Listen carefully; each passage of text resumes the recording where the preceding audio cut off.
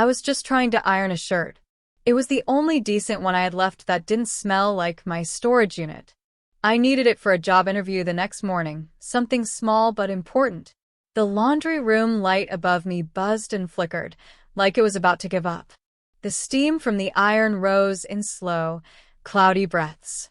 Then I heard her voice. "You really think you belong here?" I looked up. My sister, Olivia, stood in the doorway, holding a half-empty wine cooler and swaying slightly. Her makeup was smudged, her smirk sharp. "I'm almost done," I said, trying to keep my voice level. She stepped in closer, eyes locked on mine. "Did I say you could use my iron?" "It's Mom's," I replied, not looking up this time. I didn't want to trigger her. I just wanted to finish and get back to Rachel's couch. Wrong move. Suddenly, she lunged forward, yanked the cord, and before I could even think, she slammed the hot iron into my upper arm. The pain hit like a bomb. A white-hot burst that stole my breath. I screamed, dropped the iron, dropped everything. I crumpled to the floor, clutching my arm as my skin sizzled. The smell, God, the smell, burned into the air. My eyes blurred from the tears. And then came the footsteps. Fast. Heavy. My mom's voice cut through the haze. "What the hell is going on in here?" "She attacked me," Olivia said instantly, her voice so smooth, so fake, it could have fooled anyone who didn't know better. I looked up. My lips trembled. "She burned me," I whispered. But my mom didn't look concerned. She didn't kneel, didn't even glance at the blistering skin on my arm. She just folded her arms and said, without even blinking, "That's what deserved people like you get." That's the moment everything stopped. The pain? It was still there, sharp, burning, alive. But it faded into the background, because something else took its place. Something colder. Something deeper. I stared at my mom, hoping I'd misheard her. But no, her eyes were blank. Her mouth was a thin line. And Olivia? She stood in the corner, proud, satisfied, sipping her drink like nothing happened. I should have cried. I should have screamed more. Called someone. Begged for help. But instead I stood. Shaking, yes. But I stood. I looked at Olivia, my sister, my attacker. And then I looked at my mom, the woman who was supposed to protect me. 5 seconds passed. 10. None of them moved. None of them cared. "I'll be out of your house in 5 minutes," I said quietly. My mom rolled her eyes. "You think you scare us?" "No," I said, still calm. "But soon you'll learn that even a parasite can leave you hollow." I didn't wait for a reply. I walked out of that room, leaving behind my iron shirt, my childhood, and whatever part of me still wanted their love. But I took something else with me. A memory. One they didn't think I'd carry. And I wasn't just leaving this time. I was remembering. I didn't go to the hospital. I probably should have. But I didn't. Instead, I walked 3 blocks in the cold with my jacket barely clinging to my shoulders and my arm wrapped in a damp dish towel. Every step felt like a heartbeat, pounding against the raw flesh of my burn. But what scared me more than the pain was the silence. No one came after me. Not Mom. Not Olivia. Not even a text. I ducked into a 24-hour pharmacy. The fluorescent lights buzzed overhead, too bright, too clean. I grabbed a bottle of burn cream, gauze, and a pack of painkillers. My hands shook so badly, I dropped the change at the counter. The cashier didn't ask questions, just gave me a sympathetic look. I nodded once. Left. That night, I didn't go home to my apartment. The fumigation had started earlier that day, and my landlord warned me not to stay there. So, I went to the only place I had left. Rachel's. She opened the door half asleep, hair messy, wearing old pajamas. But the moment she saw my face, pale, eyes red, she stepped aside without a word. I sat on her couch, unwrapped the towel, and showed her my arm. Rachel gasped. "Jesus, Kels." I looked at the floor. She really did it this time. Rachel knelt in front of me, hands hovering near the burn but not touching. What the hell happened? I told her. All of it. The iron. The scream. My mom's words. She didn't interrupt. Didn't try to fix it. She just listened. And when I was done, she said the only words I needed. You're not going back there. I shook my head. No. I'm not. I barely slept that night. Every time I closed my eyes, I heard the hiss of the iron again. I smelled my own skin burning. I saw Olivia's smirk. I saw my mom's face, blank, cold, like I was a stranger in her house. But worse than the pain was the realization that this wasn't new. Not really. Because this wasn't the first time Olivia had hurt me. She chipped my tooth when I was 14 by throwing a chair during a fight. Mom told me I should have ducked. When I was 12, Olivia pressed a curling iron into my back. The neighbors called the cops. Mom told them I was being dramatic. I had bruises that didn't come from accidents. Scratches that weren't from pets. And every single time, I was told it was my fault. That I provoked it. That I was too sensitive. Too needy. Too weak. Somehow, it always circled back to me being less. Less pretty. Less likable. Less valuable. And Olivia? She was the star. The cheerleader. The golden one. The one who could do no wrong. Even with blood on her hands. I used to think if I was quieter, nicer, better, they'd see me. Love me. But now? Now I knew better. I wasn't going to be silent anymore. Not because I wanted revenge, but because I finally understood they weren't going to change. And if I didn't speak up, they'd keep burning me. Over and over. Rachel made me tea that morning. Her kitchen was small, warm, safe. We didn't talk much. We didn't need to, because something had shifted. Inside me. I wasn't the scared little sister anymore. I was the girl who survived. And that meant it was time to stop surviving and start fighting back. People think revenge starts with anger. But for me, it started with silence. It was 2 days after the burn.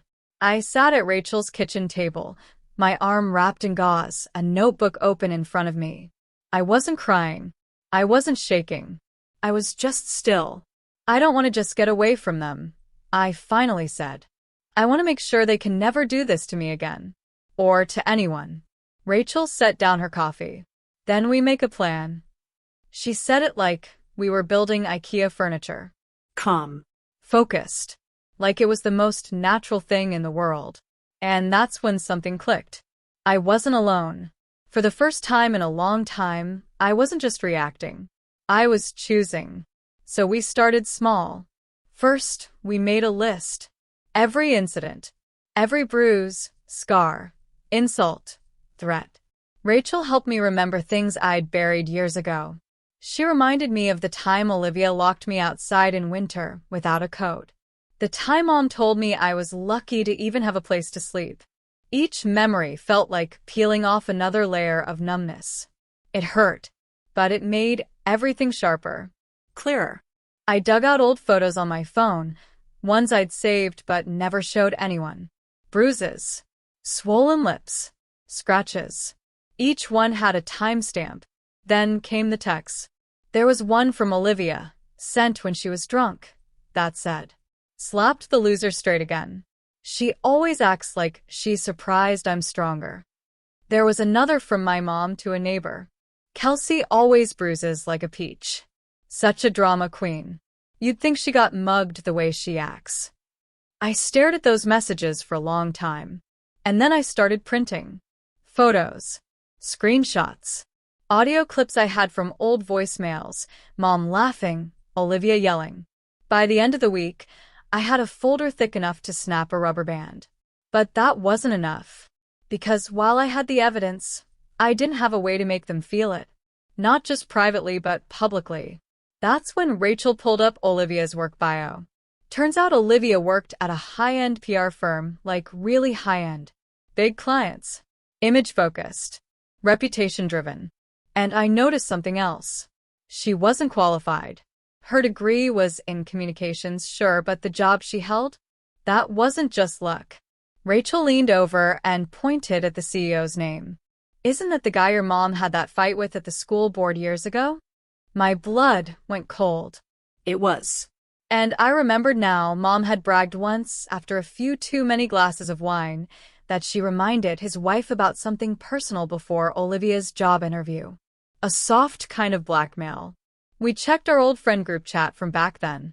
Sure enough, Mom had typed it out. A little nudge never hurt anyone. Olivia got the job. You're welcome. That's when I knew exactly what to do. We created a fake business profile for a boutique wellness brand. Registered an email. Bought a domain. Got a burner phone. Rachel posed as the assistant.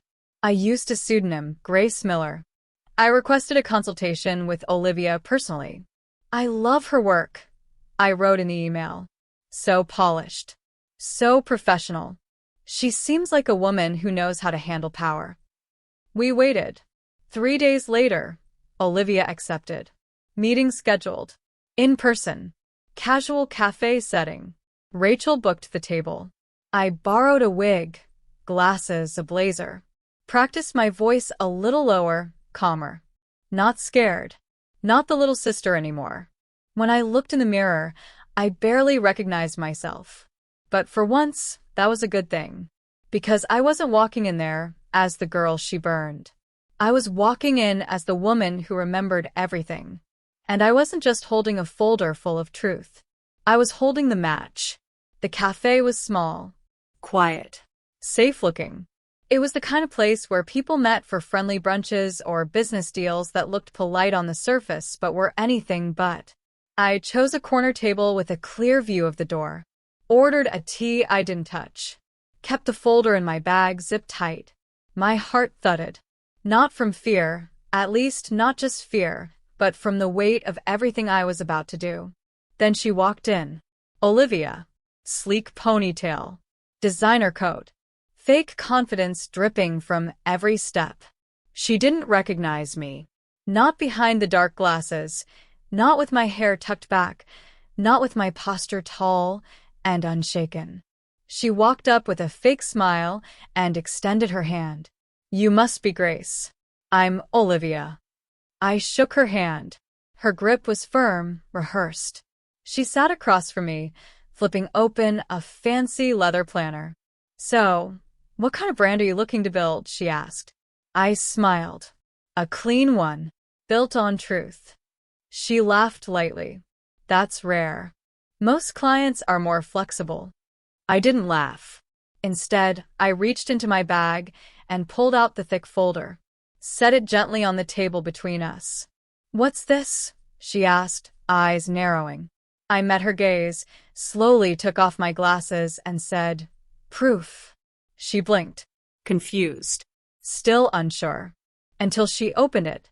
Her hands flipped through the pages, printed screenshots, photos, audio transcripts. Evidence of what she'd done. What she'd said. What she'd gotten away with. Her face dropped. What is this? She whispered. You tell me, I said softly. She looked up at me again. And finally she saw me. Her lips parted. Kelsey. Surprise, I said, without smiling. She snapped the folder shut. You're crazy. No, I replied. I'm calm. That's the part that should scare you. She shoved the folder aside and stood up, ready to walk out. But before she could, I pressed a button on my phone. Behind her, 2 tables over, Rachel's friend, the assistant, stood up slowly, holding her own phone in the air. Recording had already started. Every word, every expression, every fake laugh and flicker of panic. Olivia's eyes widened. This is illegal, she hissed. No, it's not, I said. You agreed to a meeting. I never said I wasn't recording. Her voice rose. I'll sue you. You can try, I said. But the court's going to love reading your text about slapping the loser straight. Or hearing Mom laugh about how easy it is to get under my skin. She stood there, frozen. Caught. Exposed. And I felt steady, grounded, like I'd stepped out of someone else's shadow and finally found the sun. "Why are you doing this?" she finally asked. I looked her dead in the eye. "Because you burned me," I said. "And now I'm returning the heat." With that, I picked up the folder and walked away. I didn't look back. I didn't need to. Because the fallout began that night. By morning, Olivia's company had released a formal statement. "We are investigating serious concerns related to conduct and integrity." Effective immediately, Ms. Olivia is no longer affiliated with our agency. Her professional social pages were scrubbed. Comments turned off. PR doors slammed shut. But this wasn't about a job. This was about control, image, power. And Olivia? She just lost all three. For years, she made me feel invisible. Like my pain didn't matter. Like my story didn't count. Now, her perfect image had a crack in it, and everyone could see through. But this was just the beginning. Because Olivia wasn't the only one who hurt me. And she wasn't the only one who needed to learn. You can't keep burning people and expect to stay warm forever. My mother always loved being seen. She didn't care about being good. She just wanted to look good. And nothing made her shine brighter than the annual spring fundraiser gala. It was her crown jewel, photos in the local paper, smiling beside the mayor, giving speeches about family values and building strong communities. She wore pearls that weren't real, but her pride was. So when I found out the gala was still on, despite Olivia's crash and burn, I knew exactly where I needed to be. I bought a ticket anonymously. Rented a simple, black dress. Nothing flashy, just clean and quiet. The venue was a country club ballroom with crystal chandeliers and velvet chairs. My mother stood near the front, laughing with a city councilman, sipping something with bubbles. She looked radiant. She had no idea. I kept to the back, blending in. No one noticed me. That's the thing about people like her. They never look behind them. Just ahead. At who's watching. The lights dimmed. A host took the stage. "We'd like to take a moment," he said, "to honor the woman behind this beautiful evening, our community's own Margaret Allen." The spotlight hit her. Applause filled the room. Mom stepped forward with perfect posture and that sugary smile she'd perfected over years of church luncheons and PTA meetings. She started her speech, talked about resilience, about family, about how good parenting requires sacrifice. I almost choked. And then came the moment. The host returned to the mic and said, "Before dinner, we have a surprise submission. An anonymous tribute to truth and healing. A local woman wanted to share her story tonight, with all of you." He plugged in the USB I dropped off earlier that day. The ballroom screen lit up behind her. At first, just a photo. A young girl with a bruise under her eye. Then another. A burn. A scarred lip. A medical bill. Screenshots of texts. A voicemail. That's what deserved people like you get. My mom froze. Her smile twitched. Gasps filled the room. Some people turned toward her.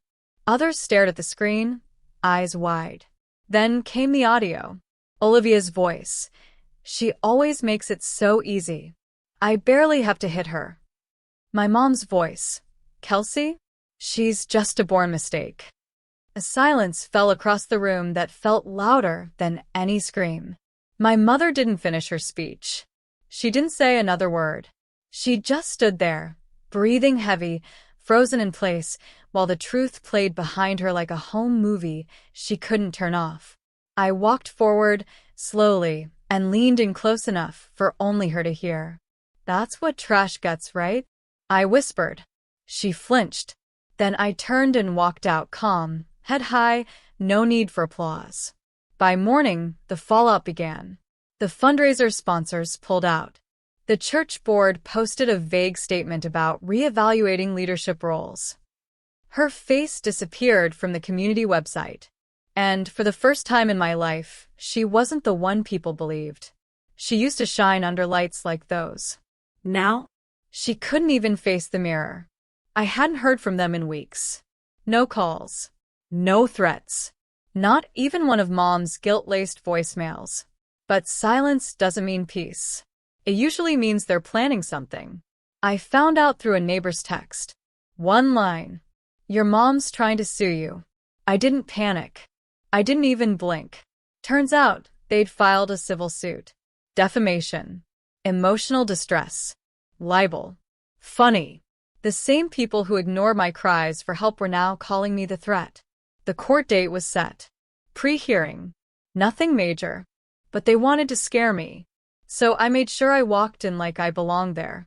Black suit. Hair clean. Shoulders back. No makeup. No mask. Just me.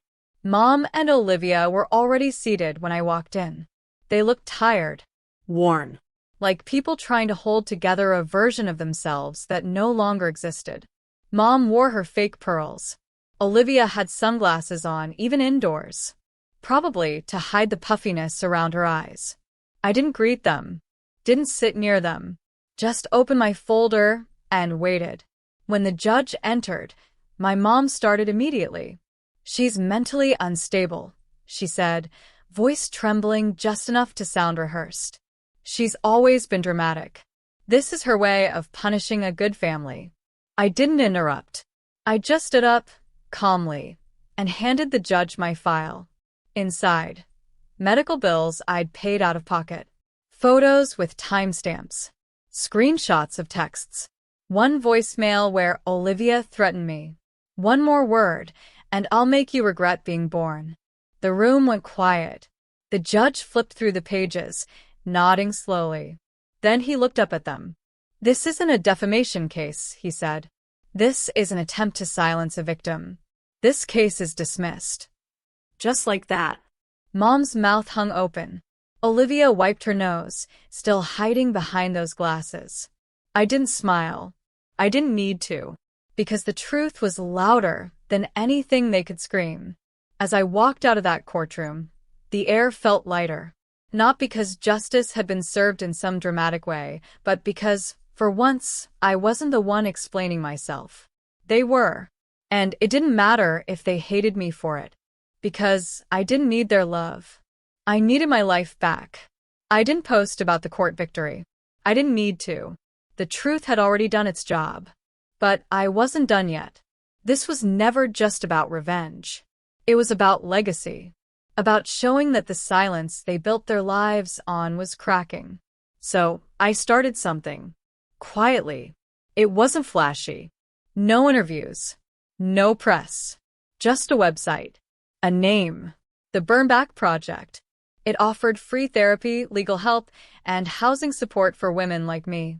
Not just survivors of domestic violence, but survivors of family betrayal.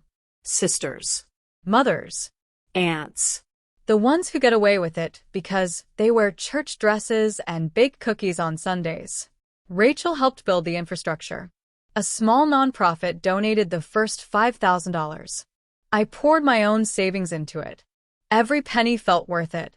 Within 2 weeks, I had 10 women signed up.